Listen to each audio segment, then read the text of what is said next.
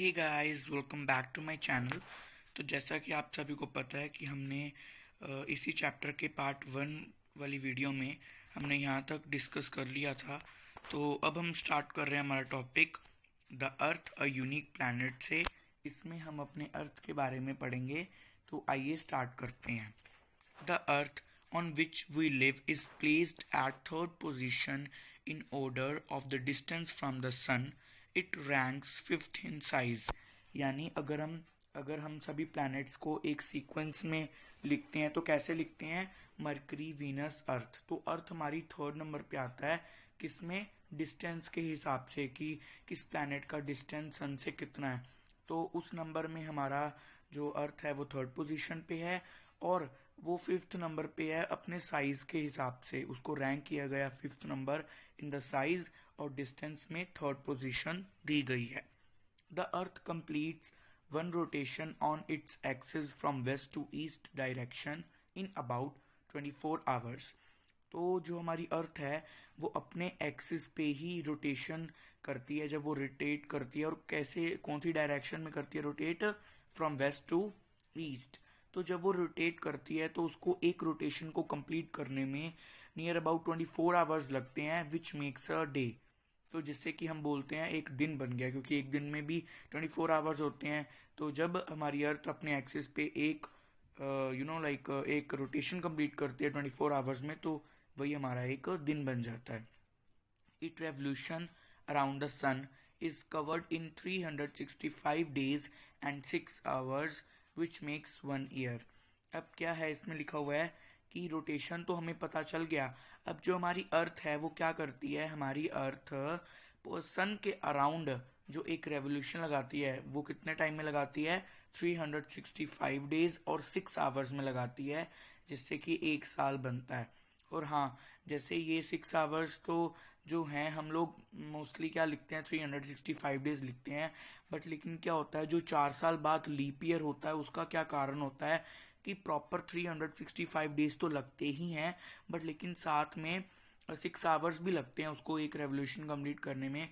तो क्या होता है, ये जो 6 आवर्स होते हैं ये 4 साल में क्या होता है? मल्टीप्लाई हो जाते हैं। एक साल में 6 आवर, फिर दूसरे में, तो ऐसे क्या होता है 6 इंटू 4 24। तो क्या हो गया, एक दिन पूरा फिर बन जाता है, जिसको कि फेब में ऐड कर देते हैं। तो 4 साल बाद एक लीप ईयर आता है जिसमें कि फेब्रुअरी में 29 डेट भी आती है।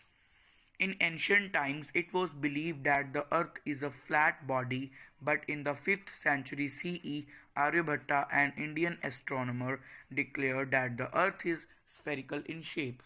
अब पहले पुराने ज़माने में क्या बिलीव किया जाता था कि जो हमारी अर्थ है वो एक फ्लैट बॉडी है, एक बिल्कुल फ्लैट है सरफेस जिस पे हम रहते हैं। बट लेकिन 5th सेंचुरी सीई में क्या है, जो हमारे इंडियन एस्ट्रोनॉमर थे आर्यभट्टा जी, उन्होंने क्या डिक्लेयर कर दिया कि नहीं, हमारा जो प्लेनेट अर्थ है जिस पे हम एग्जिस्ट कर रहे हैं, जिस पे हम रह रहे हैं, वो फ्लैट बॉडी नहीं है, वो स्फेरिकल शेप है। Now the photographs of the earth taken from the space confirms it's spherical shape. और जो कुछ फोटोज भी ली गई थी स्पेस से हमारी अर्थ की, उससे भी ये पता चलता है कि हाँ, आर्यभट्टा सर जो हैं वो सही बोल रहे हैं कि जो हमारे प्लेनेट की शेप है वो स्फेरिकल शेप है।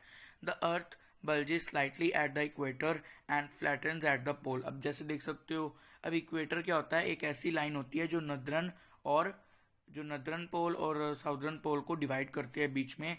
तो वहाँ पे आप देख सकते हो वो काफ़ी ऐसे राउंड सी है। और क्या है? एंड फ्लैटन्स एट द पोल्स, और जो उसके पोल्स हैं ऊपर वो एकदम फ्लैट हैं। तो ये प्रॉपर एक स्फेरिकल शेप बन रही है। Now, let us learn the favorable conditions which support life on the earth।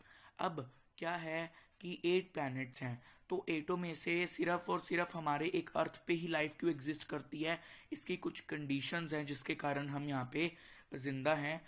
तो ये क्या है फेवरेबल कंडीशंस? आइए इसके बारे में डिस्कस करते हैं। Firstly, the earth receives moderate heat and light from the sun.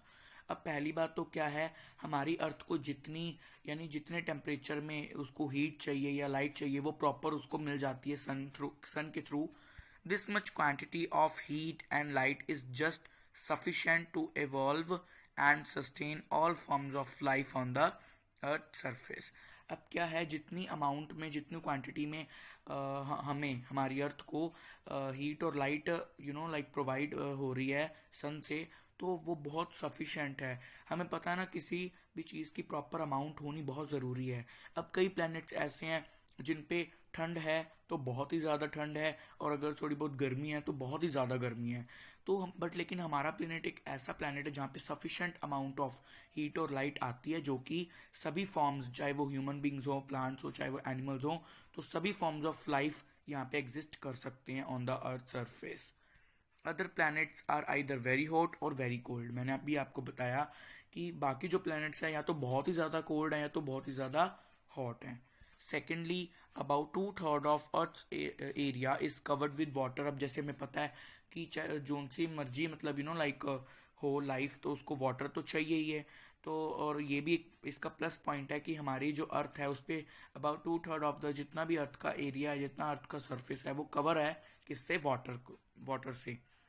Water is essential for human beings, animals and plants. No life can exist without water.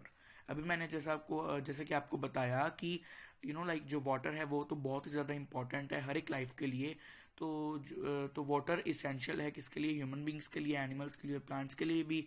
और विदाउट वाटर किसी भी planet पे कोई भी लाइफ है वो एग्जिस्ट नहीं कर सकती। बट लेकिन हमारे प्लानट पे वाटर भी है, तो इसलिए यहाँ पे लाइफ एग्जिस्ट करती है।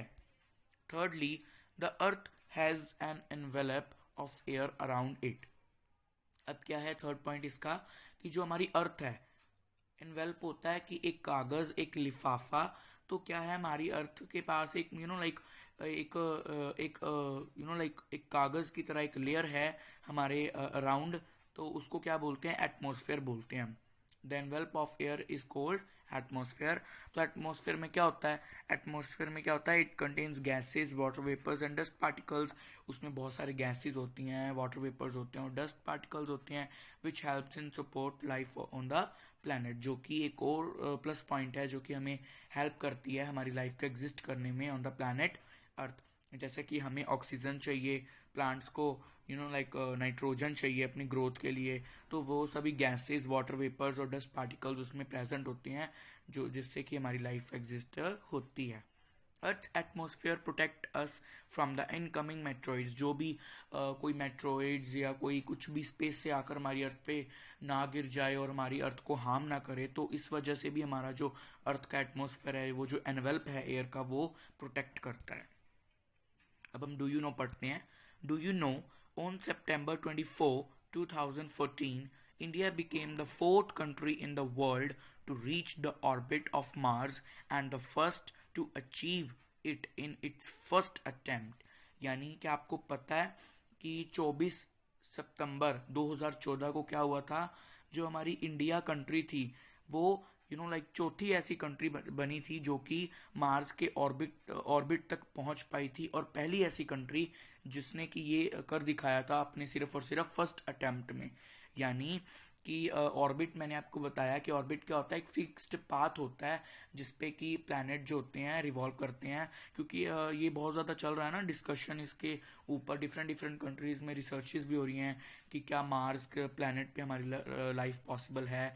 तो इसलिए हर एक कंट्री अपना अपना बेस्ट दे रही है। तो हमारी इंडिया भी कुछ कम नहीं है, हमारी इंडिया भी प्रॉपर लाइक कर ही रही है अपना जितना भी हो रहा है। तो हमारी इंडिया भी लाइक चौथी ऐसी कंट्री बनी जो कि मार्स के ऑर्बिट तक पहुंची, और पहली ऐसी जिसने कि ये सब कुछ कर दिखाया अपने पहले अटेम्प्ट में। यानी वो पहली बार ही उसने ऐसा किया और पहली बार में उसने अपना ये जो मिशन था ये सक्सेसफुल कर लिया। अदरवाइज ये क्या होता है, मिशन कई बार फेल हो जाते हैं, 3-4 बार, 5 बार करते हैं, तब जाके जो लाइक सैटेलाइट वगैरह होती है तब जाके वो पहुंचती है हमारे मार्स के ऑर्बिट पे।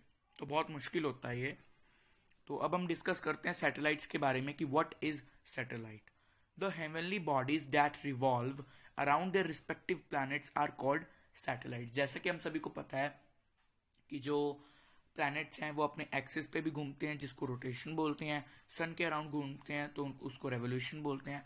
तो वैसे ही हर एक प्लैनेट की अपनी एक पर्टिकुलर क्या होती है, अपनी एक पर्टिकुलर लाइक सैटेलाइट होती है। अब सैटेलाइट क्या होता है? सभी की नेचुरल सैटेलाइट्स होती हैं जो कि क्या होती हैं, अपने अपने प्लैनेट्स, अपने अपने रिस्पेक्टिव प्लैनेट्स के अराउंड रिवॉल्व करते हैं, जिससे कि हमें सिग्नल्स वगैरह लाइक मिलते रहते हैं. Like the planet, satellites also do not have their own light and heat. Planets के जैसे सैटेलाइट्स के पास भी अपनी कोई लाइट या कोई हीट नहीं होती. वो भी कहाँ से अपनी हीट लाइक रिसीव करते हैं? From the sun.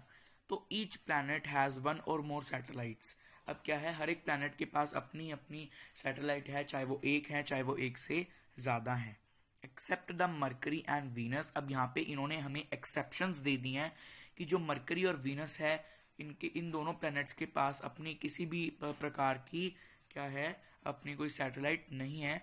तो अगर ये आपको क्वेश्चन भी बन के आ सकता है कि कौन से ऐसे दो प्लैनेट्स हैं जिनके पास अपनी सैटेलाइट नहीं है, तो Mercury and Venus are the two planets. Our earth has one satellite, we call it a moon. हमें पता है कि हमारी अर्थ के पास एक नेचुरल एक ही सैटेलाइट है जिसका नाम है मून, यानी चांद. एज ऑफ 2015 के हिसाब से जो सैचुरन है उसके पास 53 सैटेलाइट्स हैं, जुपिटर है उसके पास 50 सैटेलाइट्स हैं, यूरेनस के पास 27 सैटेलाइट्स, नेपच्यून के पास 13 सैटेलाइट्स हैं, मार्स के पास 2 सैटेलाइट्स हैं. तो ये हर एक प्लैनेट की अपनी अपनी सैटेलाइट्स के बारे में इन्होंने बताया. और सबसे ज़्यादा नंबर ऑफ सैटेलाइट्स किसके पास हैं? सैचुरन के पास. तो ये भी एक क्वेश्चन बन के आ सकता है कि ओके. तो अब जैसे आप इस पिक्चर में देख सकते हो कि सैचुरन विद इट्स सैटेलाइट, तो 53 सैटेलाइट्स हैं और कितनी सारी सैटेलाइट्स आप देख सकते हो, इनके नेम्स भी गिवन है. तो चलिए अब हम डिस्कस करते हैं अपने नेक्स्ट टॉपिक की ओर, the moon our nearest companion. तो चलिए, the moon is the closest celestial body to the earth. यानी जो मून है सबसे नज़दीक एक सेलेस्टियल बॉडी है हमारी अर्थ में. हमारी अर्थ के सबसे नज़दीक जो है लाइक सेलेस्टियल बॉडी वो मून है. It's distance from the earth is about 3,84,000 kilometre. अब जो उसका डिस्टेंस है मून का हमारी अर्थ से वो कितना है? 3,84,000 किलोमीटर है. तो moon also reflects light which is receives from the sun. तो मून के पास भी कोई अपनी लाइट नहीं है, वो भी रिफ्लेक्ट करती है लाइट. कौन सी लाइट? जो उसको रिसीव होती है सन से. The moon rotates on it axis and also revolves around the earth. अब वो भी सेम प्रोसीजर करती है कि वो अपने एक्सिस पे भी घूमता है मून जो है, बट और वो रिवॉल्व भी करता है हमारे अर्थ के अराउंड. जैसे हमारा जो अर्थ है अपने एक्सिस पे घूमता है और सन के अराउंड क्या करता है, हमारी अर्थ चक्कर लगाती है. और मून भी क्या करता है, अपने एक्सिस पे भी घूमता है और साथ में हमारे अर्थ के अराउंड भी रिवॉल्व करता है.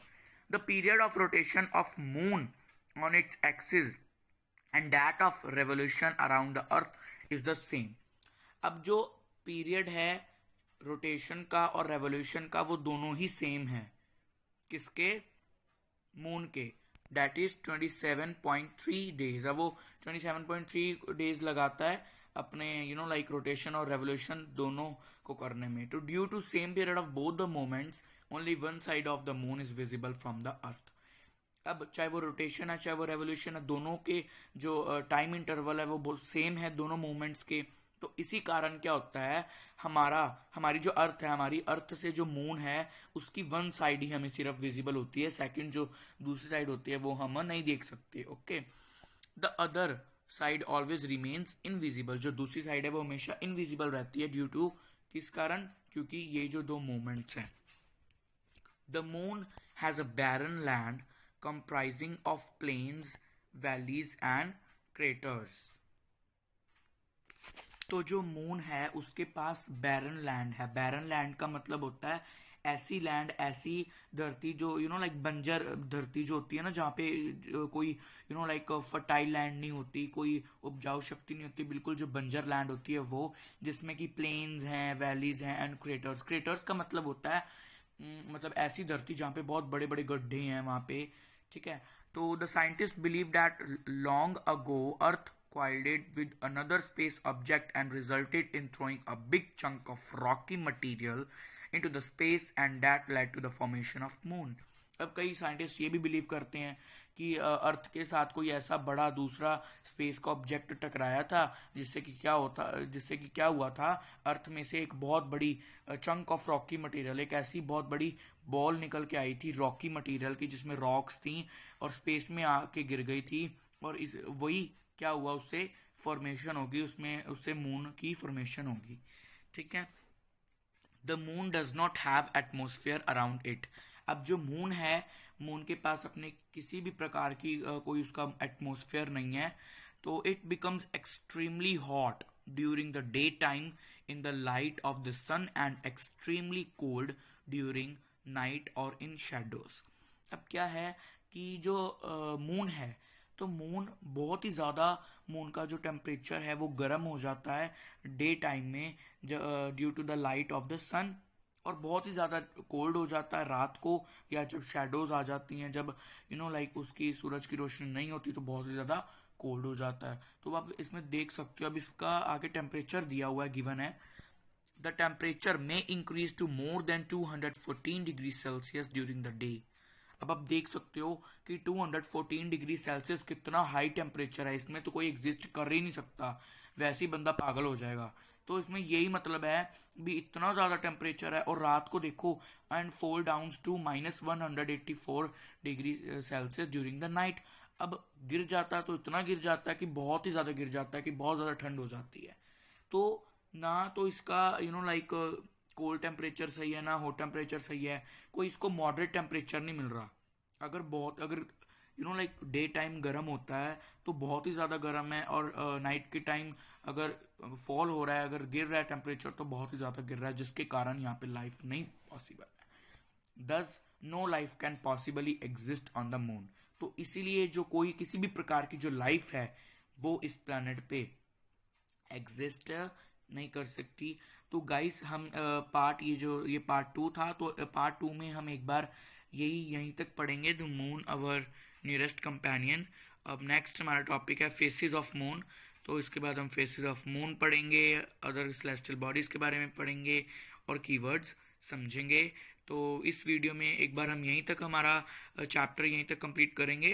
तो इसी चैप्टर का पार्ट नंबर जो 3 है वो आपको मेरे चैनल पे अवेलेबल हो जाएगा, तो आप देख सकते हो। तो अगर आपको ये मेरी वीडियो पसंद आई हो, प्लीज़ वीडियो को लाइक कीजिएगा, शेयर कीजिएगा, और मेरे चैनल को ज़रूर सब्सक्राइब कीजिएगा। Bye bye and take care.